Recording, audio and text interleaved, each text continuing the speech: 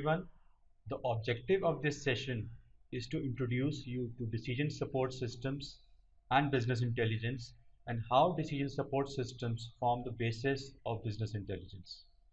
The session also covers the role of business intelligence in the decision-making process in addition to discussing the benefits in a typically dynamic business environment.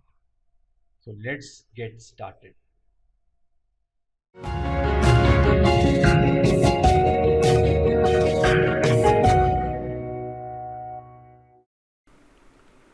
The aim of this session is to introduce the students to decision support systems and business intelligence and how business intelligence has evolved as a concept from decision support systems. Talking about decision support systems, these are kind of information systems which are used to take semi-structured and structured decisions on the basis of a model base existing at the back end. Another key characteristic of a decision support system that it is capable of ad hoc decision making. That is, the decisions taken through a decision support systems might not occur that frequently or regularly.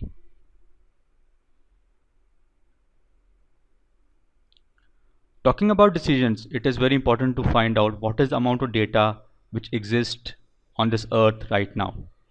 Some statistics say that about 90% of all the data in the world today has been created in the past few years. Another statistics say that 2.5 exabytes, that is 2.5 billion gigabytes of data was generated every day in 2012, and that's a very big number by any standards. So if that data was created in 2012, you can well imagine what is the amount of data we are creating right now.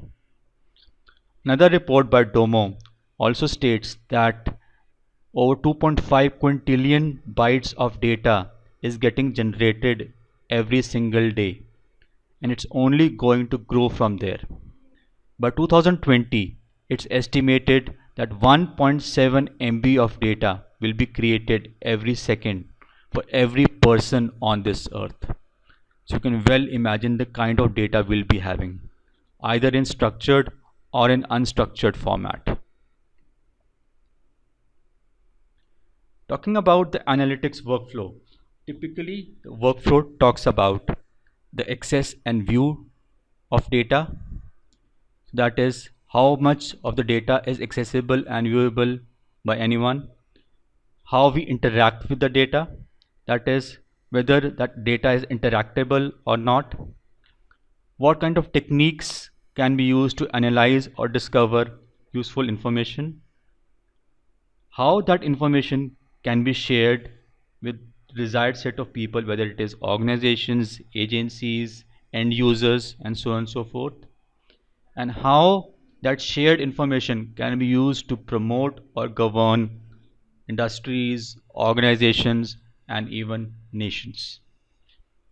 At the center of all this, we have three participants. One is the content creators who create this content or the data that we have. Second is the set of IT and BI professionals who actually process this data to desiredly get useful information. And third, we have the information consumers who consume the data to take important decisions. Now these consumers can be organizations, these consumers can be customers, these consumers can be your distributors, retailers, and so on and so forth, who actually use that data for taking any kind of a decision.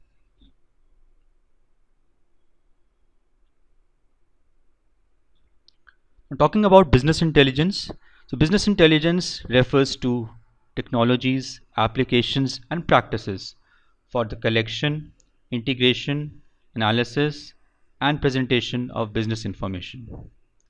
The purpose of business intelligence is to support better decision making. Now, if you see in this definition, we have certain key terms. Talk about technology, applications, and practices. So BI is not only a technology, it also has certain applications, you have the different techniques, and you have certain practices to follow which can enable you to take better decisions as an organization.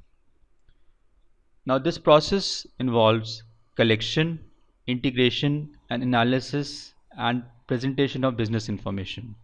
Starting with collection. So collection of data can be there from different sources. You can have an ERP management system, an enterprise resource management system. You can have legacy systems or the standalone systems. You can have Excel files, you can have PDF files, you can have online reports, you can have portals, and so on and so forth. All these sources can be used for collection of data. Then the next step is integration of that data.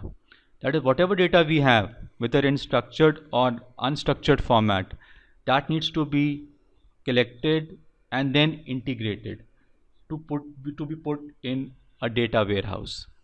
Now that integration process takes place with the help of a methodology that is known as ETL, that is extract, transform, load. You extract data, you transform, and then load it into a data warehouse or a data mart. Then analysis, talking about analysis.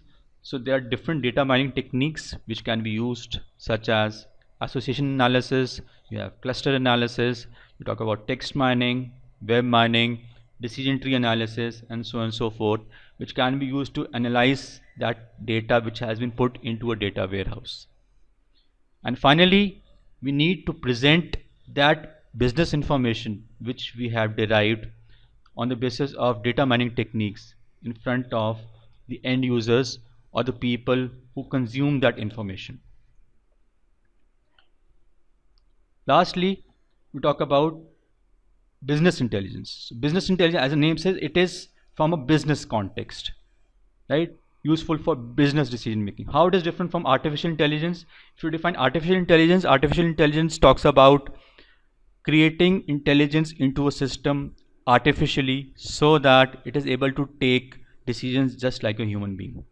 Whereas when you talk about business intelligence, it is more from a business context. That is, building intelligence into a system so that it is able to take business-like decisions in a typical business environment. Whether that decision is to launch a new product, whether that decision is to launch or create a new warehouse, whether that decision is to decide the pricing of a new product, whether that decision is for taking or controlling inventory in the organization, it can be anything. So building intelligence into a system for it to take business-like decisions is known as business intelligence. Talking about the process flow and the role of business intelligence in a typical business environment, the very first step that we start with is the warehousing. That is, we extract data from different sources and put it into a warehouse, a data warehouse or a data mart. It can be anything. Once it has been done, we use different data mining techniques to actually process that data to get useful information, which can be used for reporting with the help of querying capabilities. Querying can be SQL, that is structured querying language, which is useful for managing databases and extracting or manipulating any kind of data from or to a database. Now, based on these querying capabilities, certain reports can be generated which are very useful for decision making purposes. That is where the role of business intelligence comes into the picture.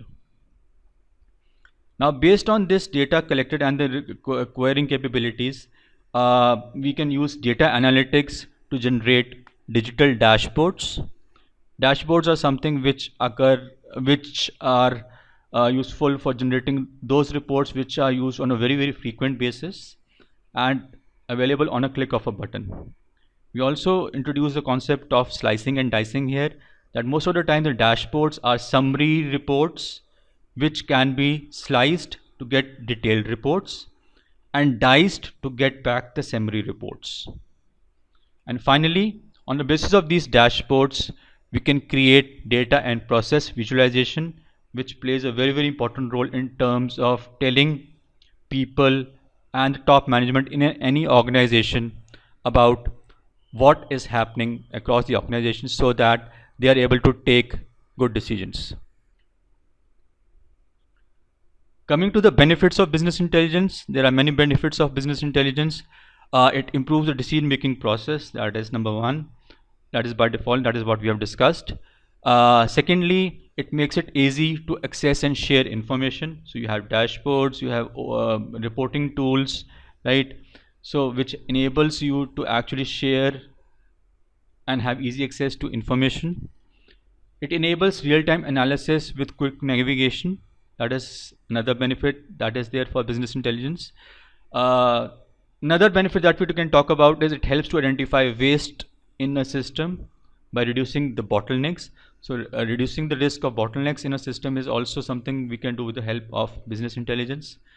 And finally, it helps you to know your business better. That is, there are certain times certain things are not known to you, and considering we have so much of data available with us which is still unprocessed, there is a huge capability for us to use business intelligence so that we know our businesses better and take much better structured and quick decisions across the entire organization. Thank you so much and have a nice day. Thank you.